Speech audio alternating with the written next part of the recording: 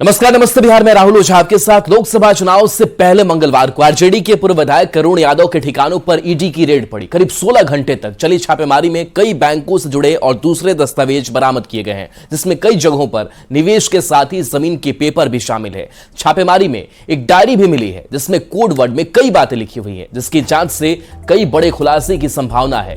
बड़ी संख्या में अरुण यादव की अचल संपत्ति से जुड़े कागजात भी मिले हैं। अब इन सभी की जांच की जाएगी। अरुण यादव पर आरोप है कि उन्होंने आपराधिक गतिविधियों की बदौलत करोड़ों की संपत्ति अर्जित की है।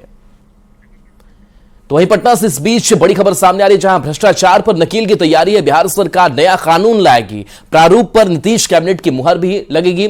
चालू सत्र में ही यह विधेयक पेश होगा। सूत्रों के मुताबिक बड़ी खबर यह सामने आ रही है, नए कानून में 5 से 7 साल सजा का प्रावधान होगा। जो सूत्र खबर दे रहे हैं, भ्रष्टाचार और माफिया राज पर शिकंजा कसेगा।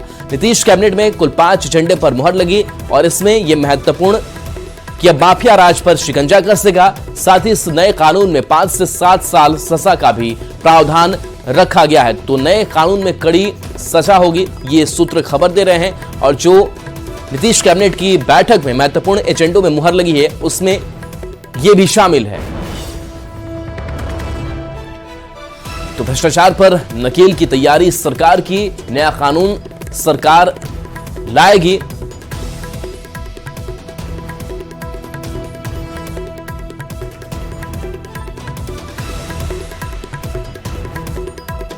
बीजेपी आज बड़ा चुनावी शंखनाद करने जा रही है। रक्षा मंत्री राजनाथ सिंह बीजेपी के मिशन बिहार का आगाज दरभंगा से करेंगे। राजनाथ सिंह अलीनगर के शिवनगर घाट स्थित हाई स्कूल परिसर में विशाल जनसभा को संबोधित करेंगे। दरभंगा से बीजेपी सांसद गोपाल जी ठाकुर राजनाथ सिंह के कार्यक्रम को लेकर तैयारियों में जुटे हुए हैं। गोपाल जी ठाकुर ने राजनाथ सिंह के स्वागत के लिए मखाना का बड़ा सा माला बनवाया है। मिथिला के परंपरा अनुसार मिथिला पाग, चादर, मिथिला पेंटिंग, मखान का माला से उनका सम्मान किया जाएगा और उनके सम्मान कार्यक्रम के लिए सारी व्यवस्थाएं पूरी कर ली गई है।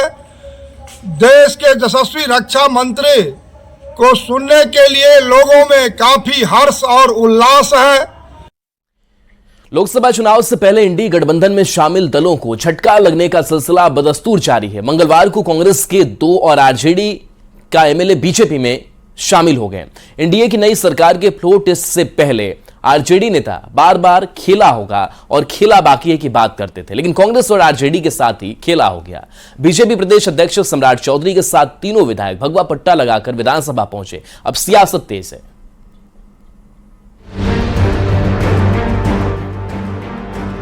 मंगलवार को बिहार की सियासत में अचानक बड़ा खेला हो गया। ये बड़ा खेला हुआ है उन पार्टियों के साथ जो विधानसभा में फ्लोर टेस्ट से पहले बार बार खेला होगा के दावे करते थे। जी, बात महागठबंधन की हो रही है। सरकार से बाहर होने के बाद तेजस्वी यात्रा पर है। इधर उनके गठबंधन के 3 विधायक टूटकर बीजेपी में शामिल हो गए। सम्राट चौधरी के साथ आरजेडी विधायक संगीता देवी, साथ में कांग्रेस विधायक मुरारी गौतम और सिद्धार्थ सौरभ भगवा पट्टा पहनकर विधानसभा पहुंचे। निर्णय जो भी है, सार्थक निर्णय जो होता है उसको लेने में देर नहीं करनी चाहिए और हम लोगों ने सार्थक निर्णय लिया है, देश हित में, प्रदेश हित में। आरजेडी और कांग्रेस में हुई टूट के बाद बिहार में सियासी वॉर पलटवार का दौर तेज हो गया है।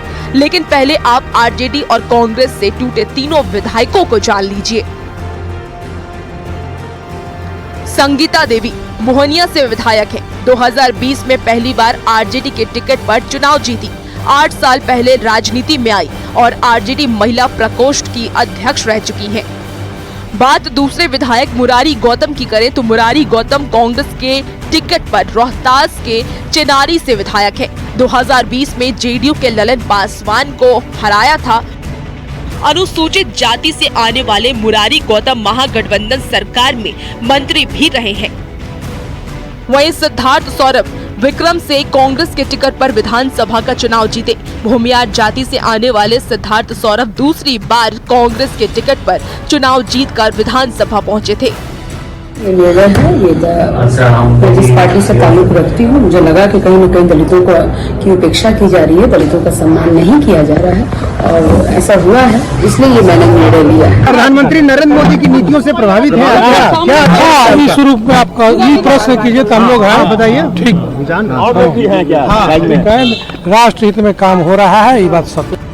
ये तीनों विधायकों का बीजेपी ज्वाइन करना लोकसभा चुनाव के पहले इंडी अलायंस के लिए बड़ा झटका है।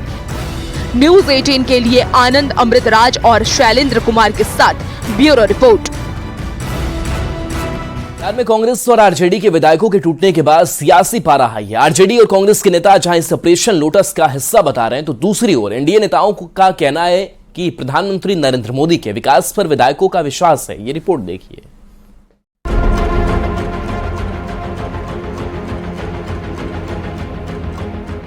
लोकसभा चुनाव से पहले आरजेडी और कांग्रेस को लगे झटके ने बिहार की राजनीति में उबाल ला दिया है। पार्टी के विधायकों के टूटने की खीज आरजेडी नेताओं के बयान में भी दिख रही है। अभी सब फालतू बात पूछने से कोई फायदा है? बताइए, चौपाया को बांधेगा कि दोपाया को बांधेगा? लेकिन वजह क्या है? लगातार टूट हो रही है राजद में। अरे खरीद बिक्री हो रही है। पहले नहीं देखे 3 विधायक लोग जाकर गए तो खरीद बिक्री ही का ना वो कमाल था। कांग्रेस एमएलसी प्रेमचंद्र मिश्रा का कहना है कि ये सब कुछ ऑपरेशन लोटस का हिस्सा है। इसको टूट नहीं कह सकते हैं। इसका मतलब है कि जो बीजेपी वालों का जो ऑपरेशन लोटस चलता रहता है, ये उसी का नतीजा है। वो उस पहले भी लोग ट्राई कर रहे थे, उस समय सफलता नहीं मिली। दूसरी ओर एनडीए की तरफ से जेडीयू एमएलसी नीरज कुमार ने पलटवार किया। नीरज कुमार ने कहा कि इन पार्टियों के नेता आर्थिक खेला में लगे हुए थे, इसलिए उनके विधायक टूट रहे हैं। अपने 17 महीने के कार्यकाल में आर्थिक खेला किया है तो डर गया विधायक। कहा कि ऐसा नहीं कि टिकट के समय भी आर्थिक खेला करना चाहे, तो डर कर करके लोग आ रहे हैं। वहीं बीजेपी एमएलसी संजय मयूख ने कहा कि ये कोई खेला नहीं है, बल्कि प्रधानमंत्री नरेंद्र मोदी के विकास पर विधायकों का विश्वास है। क्या ये आगे आगे होता है क्या? क्योंकि ये विकास और सुशासन की सरकार है। ये प्रधानमंत्री नरेंद्र मोदी जी के नेतृत्व का विकास का डबल इंजन है। तो इस डबल इंजन में जो विकास के प्रति सहमत लोग हैं, वो निश्चित तौर पे भारतीय जनता पार्टी और जनता दल यू के साथ रहेंगे, बिहार के विकास के प्रति समर्पित रहेंगे। खेला होने वाले को जवाब मिल रहा है। लोकसभा चुनाव से पहले जिस ढंग से पूरे देश भर में विपक्षी पार्टियां टूट रही हैं, उसके बाद सबसे बड़ा सवाल तो यही उठ रहा है कि आखिर विपक्ष टूट क्यों रहा है और क्या ये टूटता विपक्ष मोदी का मुकाबला कर पाएगा। न्यूज 18 के लिए आनंद अमृतराज और शैलेंद्र कुमार के साथ ब्यूरो रिपोर्ट। केंद्रीय राज्य मंत्री अश्विनी चौबे ने तेजस्वी यादव की जनविश्वास यात्रा पर निशाना साधते हुए कहा कि ये जनता को धोखा देने के लिए यात्रा है।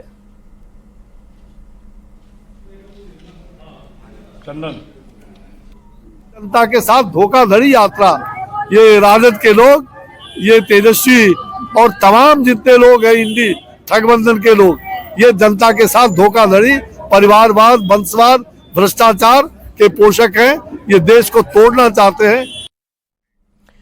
केंद्रीय मंत्री गिरिराज सिंह ने राहुल गांधी पर हमला बोलते हुए कहा कि जिस तरह की राजनीति राहुल गांधी करते हैं, उससे लगता है कि वे व्याकुल भारत की राजनीति कर रहे हैं।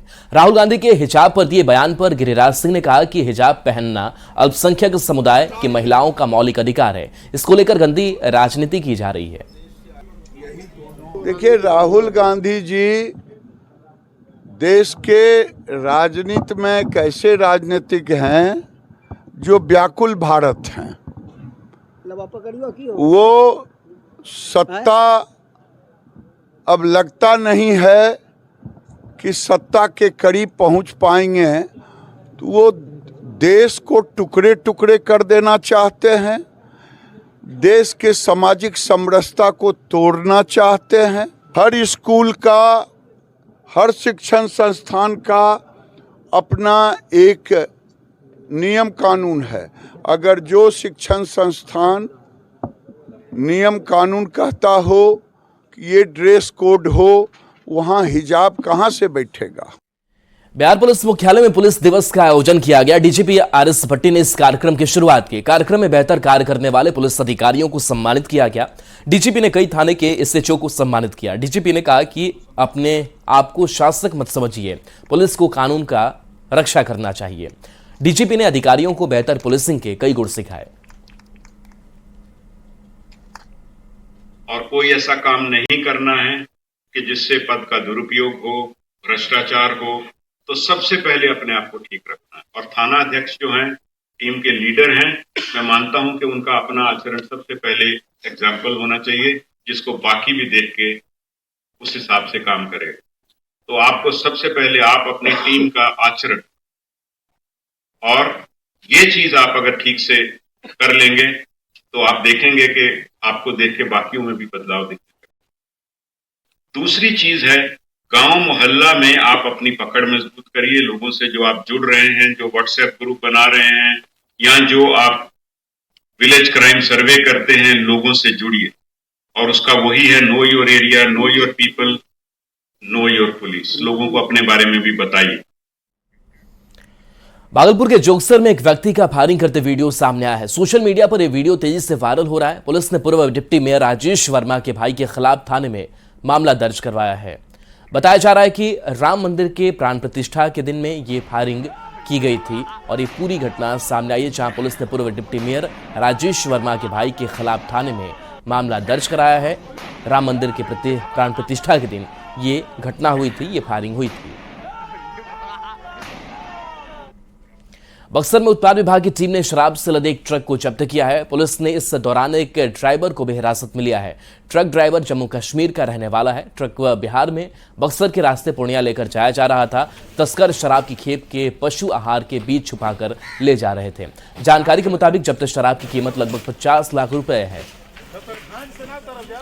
को सफल क्रियान्वयन हेतु जिला पदाधिकारी महोदय बक्सर के निर्देश, अनुदेश और आदेशों का 100% अनुपालन करते हुए जिले में अवस्थित सभी चेक पोस्टों पर 24/7 हम लोग गाड़ी की जांच कर रहे हैं। चेक पोस्ट पर गुजरने वाली सभी वाहनों का सतत निगरानी की जा रही है। उसी हैंड स्कैनर से आज एक बड़ी कंसाइनमेंट पकड़ी गई है, जिसका अभी गिनती। उन्होंने बोला था कि ऐसे इसका ड्राइवर भाग गया, गाड़ी लेके जाओ। मैं लेके आ गया। इसके बारे में मुझे इसका कोई नॉलेज नहीं था कि इसके बीच में क्या है क्या नहीं। इधर आके पता लगा। पूरी रात इधर रहे हम, पुल पे जाम लगा था। इतना पता होता तो हम चले जाते। कहाँ ले जाना था इसको? क्या पूर्णिया ले जाना था। क्या लदा है गाड़ी में? गाड़ी में तो ये माल इन्होंने बोला कि गाय का चारा है, जो तो होता ना। बेगूसराय में असामाजिक तत्वों ने सामाजिक समरसता का माहौल बिगाड़ने की कोशिश की है। असामाजिक तत्वों के द्वारा एक निजी स्कूल में लगाए गए ओम लिखित भगवा झंडे को पहले तोड़ा गया और फिर उसमें आग लगा दी गई। इस घटना के बाद लोगों में काफी आक्रोश है। फिलहाल पुलिस ने पूरे मामले पर तुरंत एक्शन लिया है और मौके पर भारी संख्या में पुलिस की टीम मौजूद है। एसपी ने खुद इलाके का जायजा लिया और पूरे मामले की जांच की। पुलिस सीसीटीवी के आधार पर आरोपियों की गिरफ्तारी के लिए छापेमारी कर रही है। सूचना मिली है कि वहाँ एक भगवा झंडा जिस पर ओम लिखा हुआ था, उसको जला दिया गया है। तो ये बहुत ही दुर्भाग्यपूर्ण है और इस तरह से ऐसे कुकृत्य से समाज के अंदर जो भड़काने का प्रयास जिन लोगों ने किया है, पुलिस कार्रवाई कर रही है और यह बहुत ही गंभीर विषय है। सनातन धर्मावलंबियों का वह ध्वज है और उस पर ओम लिखा हुआ है। और जो सनातन धर्म के मानने वाले व्यक्ति हैं, उनके लिए ये बहुत दुखद बात है। जो इस तरह की घटना करते हैं, मैं उसकी निंदा करता हूं और उस पर अविलंब कठोर से कठोर कार्रवाई की जानी चाहिए। एसआईटी की भी एसआईटी गठित कर दिया गया है और लगातार हम लोग छापामारी कर रहे हैं। क्या लग रहा है सर कि जानबूझकर दंगा भड़काने का काम किया गया था? नहीं, ऐसी कोई भी बात नहीं है। ये बच्चे आपस में बेट लगा के कुछ ऐसा बचकाना हरकत किया गया है, जो कि वीडियो फुटेज में भी आया है। उसी के रिगार्डिंग हम लोग 7 लोगों को चिन्हित किए हैं और उसको डिटेन करने का एसआईटी के द्वारा कोशिश किया। खबर दानापुर से, जहां बीजेपी सांसद रामकृपाल यादव के कार्यक्रम में बीजेपी कार्यकर्ता आपस में भिड़ गए। दरअसल रामकृपाल यादव ने सांसद निधि से 6 शववाहन जनता को समर्पित किया था। इस दौरान दानापुर अनुमंडल कार्यालय में बीजेपी कार्यकर्ता माइक पर बोलने को लेकर आपस में उलझ गए। हालांकि सांसद रामकृपाल के हस्तक्षेप के बाद मामला शांत हो पाया।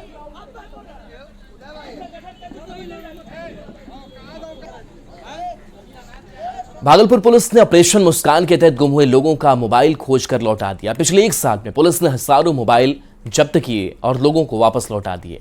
जिले के एसएसपी ने कहा कि अब चोरी हुई बाइक भी जब्त करने के लिए अभियान चलाया जा रहा है। पुलिस चोरी की बाइक जब्त कर मालिकों को लौटाएगी। तो मोबाइल जिनका खोया था उसको रिकवर करके आज उनके जो वास्तव धारक थे और उनका सत्यापन करके उनको बुलाया गया और उनको पदाधिकारियों के द्वारा मोबाइल उनको सौंपा गया।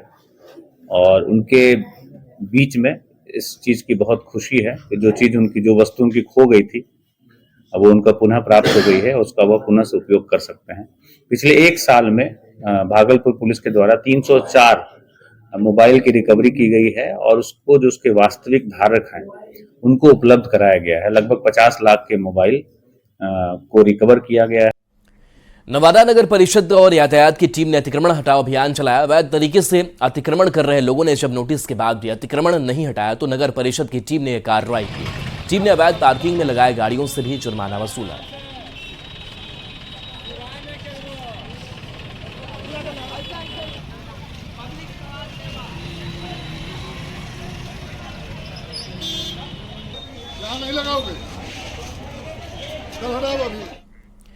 बेगूसराय में दबंगों की पिटाई से घायल युवक के इलाज के दौरान मौत हो गई, जिसके बाद लोगों का गुस्सा फूट पड़ा। आक्रोशित परिजनों ने NH31 को जाम कर जमकर बवाल काटा। ये पूरा मामला साहेबपुर कमाल थाना क्षेत्र के साहेबपुर कमाल स्थित NH31 के समीप का है। परिजनों का कहना है कि एक दबंग शराब पीकर घर के सामने हंगामा कर रहा था, जिसका युवक के साथ 2 और भाइयों ने विरोध किया। कुछ दिन बाद दबंग अपने साथियों के साथ आया और तीनों भाइयों पर लाठी डंडे से हमला बोल दिया। 3 भाइयों में एक भाई ने मंगलवार को दम तोड़ दिया, जिसके बाद लोगों का गुस्सा फूट पड़ा।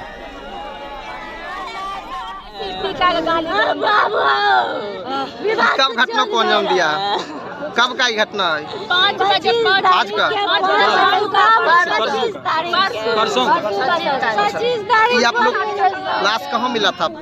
मुंगेर में इंस्टाग्राम पर धार्मिक उन्माद फैलाने वाला रील्स डालने के मामले में साइबर थाना पुलिस ने लड़की की पहचान कर ली है। हालांकि अभी तक इस मामले में किसी प्रकार की कोई प्राथमिकी दर्ज नहीं की गई है, लेकिन साइबर थानाध्यक्ष ने कहा कि पुलिस आगे की कार्रवाई कर रही है। दरअसल मुंगेर की एक लड़की ने धार्मिक उन्माद फैलाने के उद्देश्य से एक रील बनाकर इंस्टाग्राम पर पोस्ट कर दिया। इस रील्स को करीब 79,000 लोगों ने देखा, लेकिन जब साइबर मुख्यालय को इसकी खबर मिली तो उसने तुरंत एक्शन लेते हुए लड़की का पता किया। हालांकि लड़की ने वो रील्स डिलीट कर दिया और माफी भी मांग ली है।